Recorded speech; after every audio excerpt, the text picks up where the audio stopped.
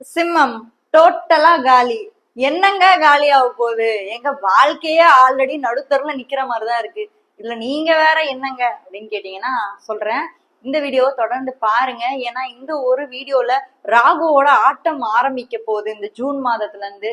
அவர் என்ன பண்ண போறாரு அப்படின்றத நம்ம தெரிஞ்சுக்கலாம். வீடியோ ஸ்கிப் பண்ணாம பாருங்க. அது மட்டும் இல்லாம நம்மளுடைய சேனலை இன்னும் நீங்க சப்ஸ்கிரைப் பண்ணாமலே பாத்துருக்கீங்க பாத்தீங்களா? புதுசா வரவங்க சப்ஸ்கிரைப் பண்ணுங்களேங்க.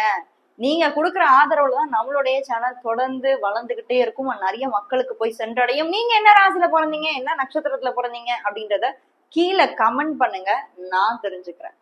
சிம்மம் காலச்சக்கரத்துக்குடைய 5வது ராசி.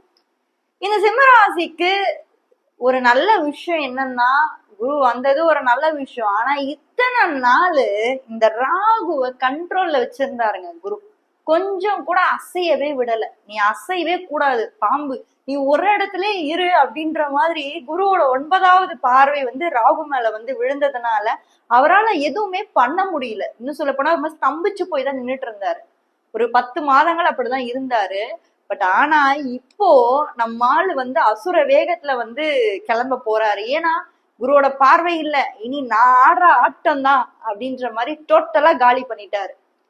சோ குருவோட பார்வையில இருந்து வெளியில வந்துட்டாரு. இப்படி இருக்கக்கூடிய இந்த தருணத்துல சிம்ம ராசிக்கு இந்த ஜூன் மாத கிரக நிலைகள்லாம் எப்படி இருக்கு, என்ன பண்ண போறாங்க அப்படின்றத பார்க்கலாம்.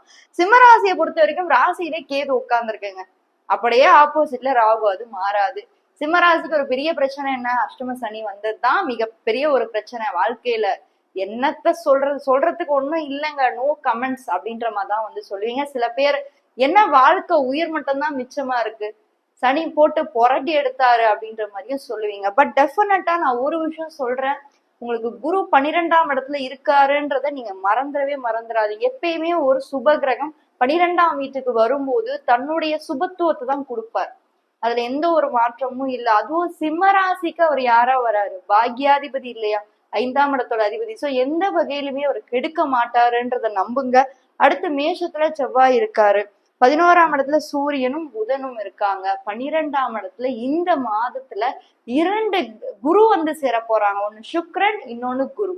சோ இந்த 2 குருக்களும் சேர்ந்து 12ஆம் இடத்துல உட்கார்ந்து இருக்கிறது அப்படின்றது அமோகம் தான். நிறைய பேருக்கு லாட்டரி அடிச்ச மாதிரிதான் இருக்கும் இந்த மாதத்துல. கரியரை பொறுத்த வரைக்கும் பிசினஸ் பண்றவங்களுக்குமே சரி, இன்னும் குறிப்பா சொல்லணும் அப்படின்னா பிசினஸ் பண்றவங்க, வெளிநாட்டுல பிசினஸ் பண்றவங்க, அயல் நாட்டுல பிசினஸ் பண்ணாங்க. ஏன்னா 12ஆம் வீட்டுல பாருங்க, அங்கதான் குரு உச்சமாகறாரு இந்த ஜூன் மாதம்.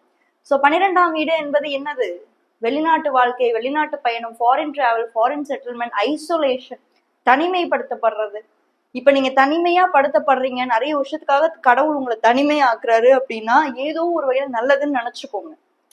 சில உறவுகள் கிட்ட இருந்து உங்களை பிரிச்சு தனியா வாழ வைக்கிறாரு. அதாவது சொந்த ஊரை விட்டு ஓடி போய் தனியா இருக்கீங்க, இல்ல சுத்தமா அங்க வெறுப்பாகி நீங்க ஓடி போய் தனியா இருக்கீங்க, ஏதோ ஒரு வகையில தனிமைப்படுத்தப்பட்டிருக்கீங்க அப்படின்னா கடவுளுக்கு நன்றி சொல்லுங்க. ஏன்னா இந்த காலகட்டத்தில் நீங்க தனிமையா இருக்கணும்ன்றது விதி.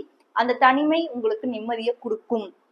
கூட்டா சில பேர்கிட்ட பொய்யா வாழ்றதை விட தனியாவே இருக்கலாம். அந்த வகையில 12ஆம் இடத்துல இப்போ உங்களுக்கு சுக்கிரனும் குருவும் இருக்கிறது அப்படின்றது வெளிநாட்டு பயணங்களை கொடுக்குது. அதுவும் லாபத்தையும் வெளிநாட்டுல கொடுக்கும் அப்படின்றதுதான் ஒரு விதியா இருக்கு. ஸோ சிம்மராசிக்கு பிசினஸ்ல நல்ல ஒரு முன்னேற்றம் இந்த மாதத்துல ஏற்படுது. அதே மாதிரி கரியர்ல நல்ல ஒரு மாற்றங்கள் உங்களுக்கு ஏற்படுது. ஏன்னா 10ஆம் இடத்தோட அதிபன் சுக்கிரன் 12ஆம் இடத்துலதான் இருக்காரு இந்த மாதம் முழுக்கவே. அப்ப ஏதோ சம் கான்ட்ராக்ட்ஸ், டீல்ஸ், இதெல்லாம் நீங்க அக்ரிமெண்ட்ஸ் எல்லாம் சைன் போட வேண்டிய காலகட்டமா இருக்கலாம். இல்ல கான்ட்ராக்ட்ஸ் நீங்க பேசுற மாதிரி இருக்கலாம், இல்ல அவங்களோட நீங்க டீலிங் பேசுற மாதிரி இருக்கலாம். சில பேருக்கு தடையா இருந்த அந்த டிராவலிங் கூட இப்ப தடை விலகி மூவார ஒரு ஸ்டேஜ் வரலாம் சிம்ம ராசிக்கு. பட் ஏதோ ஒரு வகையில ஃபாரினோட தொடர்புல தான் நீங்க இருந்துட்டே இருப்பீங்க. நெக்ஸ்ட் ஒரு 4-5 மந்த்ஸுக்கு பாத்தீங்கன்னா, நான் சொல்றது கொஞ்சம் மிடில் ஏஜ்ல இருக்கவங்களுக்கு ரொம்பவே இது பர்ஃபெக்டா செட் ஆகும். இன்னும் எப்படி செட் ஆகும்னா, ஒருவேளை நீங்க இப்ப சனி மகாதிசையிலயோ குரு மகாதிசையிலயோ நீங்க இருக்கீங்கன்னா ரொம்ப பர்ஃபெக்டா இப்ப உங்களுக்கு செட் ஆகும். ஏன்னா தசாபுக்திகள் ரொம்ப முக்கியம். கோச்சாரத்தை நீங்க பாருங்க, பட் அதே மாதிரி தசாபுக்திகள் தான் ரொம்ப பர்ஃபெக்டா வேலை செய்யும்ன்றதுனால குரு சனி தசையில கண்டிப்பான முறையில உங்களை வெளிநாட்டு வாழ்க்கைக்கே கொண்டு போவாரு. தனிமைப்படுத்தப்படுவீங்கன்றது எந்த ஒரு மாற்றமும் இல்லை. ரிலேஷன்ஷிப் பொறுத்த வரைக்கும் எப்படி இருக்கும், என்னத்த சொல்றதுங்க, டோட்டலா காலிங்க. டைவர்ஸ் தாங்க அடுத்து. வாழவே முடியாத அளவுக்கு இருக்கு. ஏன்னா நமக்கு ராசியிலேயே கேது ஒரு பக்கம் ராகுவா, அவங்க ஒரு பக்கம் போவாங்க, நம்ம ஒரு பக்கம் போவோம். ஒரு அண்டர்ஸ்டாண்டிங்கே சுத்தமா கிடையாது. ஏன்னா ராகு எப்படின்னா பிடிவாத குணம் அதிகமா இருக்கும். ஸோ உங்க பார்ட்னருக்கு நெக்ஸ்ட் ஒரு 1 இயருக்கு கொஞ்சம் பிடிவாத குணம் அதிகமாவே இருக்கும். சொல்றத கேட்கவே மாட்டாங்க. ராகுவோட கேரக்டர் அப்படியே நீங்க அங்க பார்க்கலாம். எல்லாத்துலயும் அதீத இன்ட்ரெஸ்ட் வரும், நிறைய செலவு பண்ணிட்டு இருப்பாங்க. ஃபேமிலி பற்று கொஞ்சம் கம்மியா தான் இருக்கும். அவங்களுடைய தேவைகள் இந்த டைம்ல ரொம்ப அதிகமா இருக்கும். அவங்களுக்காக நீங்க நிறைய செய்ய வேண்டியதா இருக்கும். நீங்க ரொம்ப பணம் சம்பாதிக்கிற ஒரு மோட்டிவ்ல எப்பயுமே இருப்பீங்க. பணம் எல்லாம் அவங்களுக்கே நீங்க செலவு பண்ற மாதிரியும் இருக்கும். சில நேரம் நம்மள எதுவும் பயன்படுத்திக்கிற மாதிரியும் ஃபீல் ஆகும். வேற வழி இல்லை, கேதுல ராசியில உட்காந்துருக்கு. கேதுனா கொடுத்துட்டே தான் இருக்கும், ராகு அங்கிருந்து வாங்கிக்கிட்டே தான் இருக்கும். ஸோ இதுக்கு முன்னாடி குரு ஒரு வகையில கண்ட்ரோல்ல இருந்துச்சு. குருவோட பார்வையில ராகு வந்து கொஞ்சம் கண்ட்ரோல்ல இருந்துச்சு. இப்போ டோட்டலா ஆஃப். இனி யாரு என் காட்டுல நான் ராஜா தனியா உட்காந்துருக்கேன்ப்பா நானு அப்படின்ற மாதிரி ராகு வந்து உட்கார்ந்துருக்காரு. ஸோ நீங்க எங்க கேர்ஃபுல்லா இருக்கணும் சிம்மராசிக்காரங்கன்னா, ஆணா இருந்தாலும் சரி பெண்ணா இருந்தாலும் சரி, உங்களுடைய ஒய்ஃபுக்கோ இல்ல ஹஸ்பண்டுக்கோ இந்த வீடியோ ஃபர்ஸ்ட் காமிச்சிருங்க. ஏன்னா அப்பதான் அவங்களுக்கு புரியும் என்ன நடக்குது அப்படின்னு சொல்லிட்டு. இல்லைன்னா அவங்களுக்கு புரியவே புரியாது. அவங்க பாட்டு ஒரு ஒரு மைண்ட் செட்ல இருந்துட்டே தான் இருப்பாங்க, நீங்க பாட்டு ஒரு மைண்ட் செட்ல இருந்துட்டே தான் இருப்பீங்க. என்னன்னே புரியாம ஒரு வாழ்க்கையை வாழ்ற மாதிரி இருக்கும்.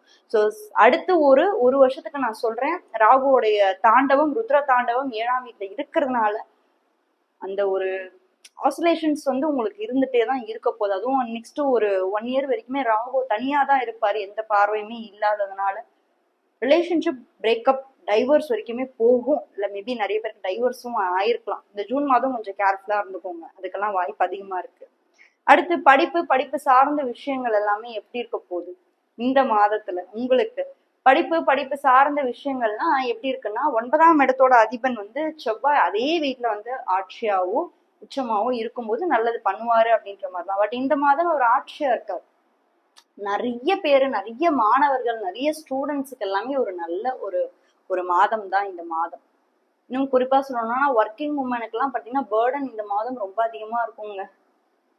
சரிங்களா? அவங்களுக்கு வந்து பினான்சியலாவும் கொஞ்சம் பேர்டன் இருக்கும். ஏன்னா நம்மளுக்கு தான் லக்னத்திலே ராசி லக்னம் எதுவாக இருந்தாலும் செட் ஆகும். சிம்ம ராசியா இருந்தாலும் ஓகே, லக்னமா இருந்தாலும் ஓகே. பட் இந்த லக்னத்திலேயே ராசிலையும் வந்து கேது இருந்தாலே ரொம்ப வந்து அவங்க கொடுத்துக்கிட்டே இருக்க மாதிரிதான் இருக்கும். பெரிய அளவுல அவங்களுக்கு ரிட்டர்ன்ஸ் திரும்பி வராது. ரைட்டுங்களா? ஸோ இந்த டைம் பீரியட்ல படிப்பு அப்படின்ற ஒரு விஷயம் வரும்போதும் சரி, இல்ல ஒர்க்கிங் உமன் அவங்களுடைய லைஃப் ஸ்டைலுமே சரி, இந்த மாதத்துல நீங்க கொஞ்சம் நிதானமா கேர்ஃபுல்லா இருந்துக்கோங்க. அண்ட் பெரிய ஒரு கஷ்டம் வரப்போதோ இல்ல பெரிய ஒரு மன கஷ்டத்துல நாங்க தள்ளப்படுவோமா அப்படிலாம் ஒண்ணுமே கிடையாது. ஏன்னா நமக்கு ஆல்ரெடி வந்து 7.5 சனியில அஷ்டம சனி வச்சு செய்யறாரு. இதுக்கு மேல ஒண்ணு வந்துச்சுன்னா தாங்காதுப்பா உடம்பு, அவ்வளவுதான், அதோட நம்ம வந்து ஜோலியை முடிச்சுக்க வேண்டியதான் அப்படின்ற மாதிரி தான் இருக்கும்.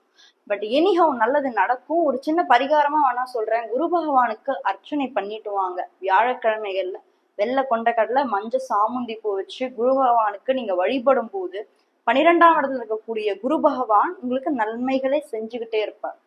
நவகிரகத்துல இருக்க குருக்கு தான் இதை நீங்க செய்யணும். அதை மட்டும் நீங்க மைண்ட்ல வச்சுக்கோங்க. முடிஞ்சா மாசத்துக்கு ஒரு வாட்டி கூட செய்யுங்க, தப்பே கிடையாது. நம்ம கோயிலுக்கு போய் இதை பண்றதுனால ஒன்றும் பிரச்சனை இல்லை. முடிஞ்சா 30 ரூபா தட்சணை வைங்க. ஏன்னா 3 அப்படின்றது குருவோட நம்பர் அப்படின்றதுனால நீங்க தட்சணை வந்து வைக்கும் போது அது பெரிய அளவுல உங்களுக்கு அந்த நம்பர் ஆக்டிவேட் ஆகிறதுனால நிறைய பாசிட்டிவான விஷயங்கள் உங்க லைஃப்ல வந்து நடக்க ஆரம்பிக்கும். நல்லதே நடக்கும், கவலையே வேணாம். இந்த மாதம் உங்களுக்கு சூப்பராகவே இருக்கு, ஒன்றும் பிரச்சனை இல்லை. சிம்ம ராசிக்கு நல்லதே நடக்கும். அண்ட் கடகராசி தெரிஞ்சுக்கணும்னா இந்த வீடியோல ஃபர்ஸ்ட் கமெண்ட்ல ஃபர்ஸ்ட் லிங்க்ல கொடுத்துருக்கேன், மறக்காம அதையும் போய் செக் பண்ணுங்க. யாராவது ஒரு ஃப்ரெண்டுக்கு இந்த வீடியோ ஷேர் பண்ணி ஹெல்ப் பண்ணணும்னு நினைச்சீங்கன்னா மறக்காம ஷேர் பண்ணி ஹெல்ப் பண்ணுங்க. உங்களுக்கு என்கிட்ட இருந்து பர்சனல் கன்சல்டேஷன்ஸ் வேணும்னு நினைச்சீங்கன்னா கீழே இருக்க வாட்ஸ்அப் நம்பர் மூலமா என்ன நீங்க கான்டாக்ட் பண்ணலாம். தேங்க்யூ.